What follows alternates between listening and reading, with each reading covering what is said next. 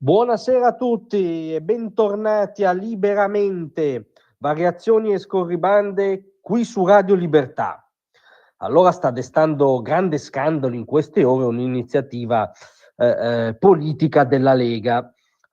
Voi sapete che probabilmente è uno scandalo in sé che la Lega annuncia un'iniziativa politica in questo paese, ma comunque ve la leggo con le parole con cui l'ha annunciata il segretario della Lega, il ministro Matteo Salvini. La Lega è pronta a ogni iniziativa parlamentare, a partire da una serie di interrogazioni, per chiedere quanto denaro pubblico ha incassato il gruppo Stellantis negli anni, quanti lavoratori italiani siano stati licenziati o messi in cassa integrazione e quanti stabilimenti siano stati aperti all'estero, rinnovando la totale solidarietà ai lavoratori. Faremo sentire la loro voce in tutte le sedi. Allora, partiamo proprio da, come dire, un assioma incontestabile, perché citiamo il nume tutelare della storia dell'industria automobilistica italiana, ovvero l'avvocato Agnelli. Allora, il teorema per cui la dirigenza dell'allora Fiat che faceva riferimento alla famiglia Agnelli dovesse privatizzare gli utili e socializzare le perdite era proprio dichiarato dal medesimo avvocato, cioè era uno dei noti aforismi brillanti dell'avvocato Agnelli.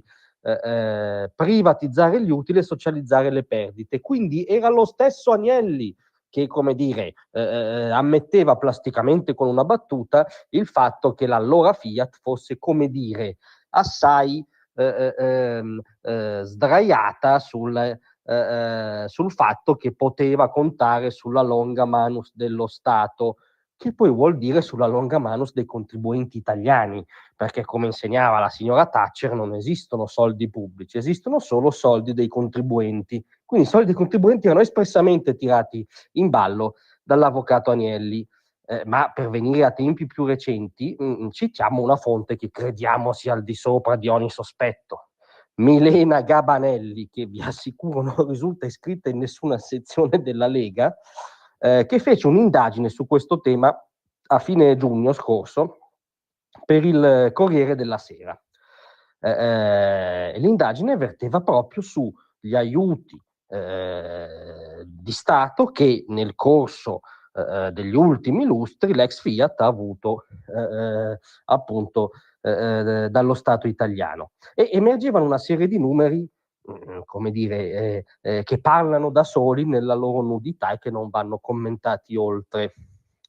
Anzitutto la Gabanelli citava il Registro Nazionale Aiuti di Stato, secondo il quale da ottobre 2016, quando era ancora FCA, a gennaio 2024 sono stati versati aiuti per 100 milioni di euro.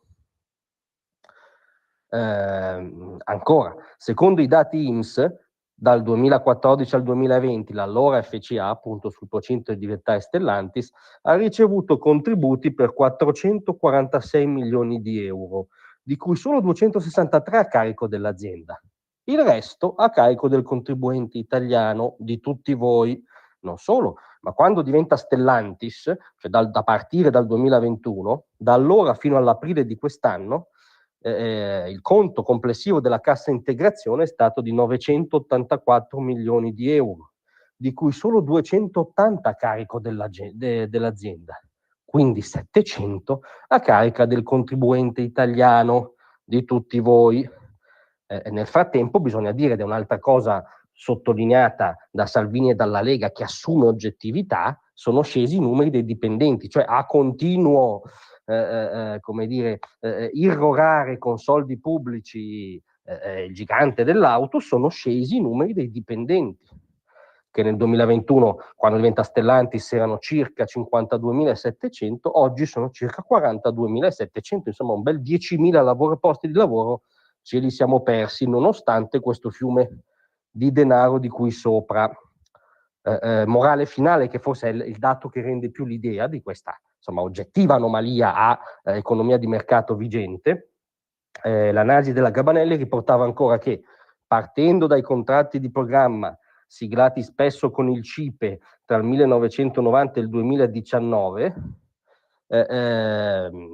il complesso dei contributi ammonterebbe a circa 4 miliardi di euro, a fronte di poco più di 10 miliardi di investimenti dichiarati. Questa ricostruzione fa sì che si possa stimare, virgolette, che almeno il 40% degli investimenti Fiat siano stati finanziati negli anni dallo Stato italiano, cioè quasi la metà degli investimenti di un'azienda sono stati finanziati dallo Stato, cioè dai contribuenti italiani.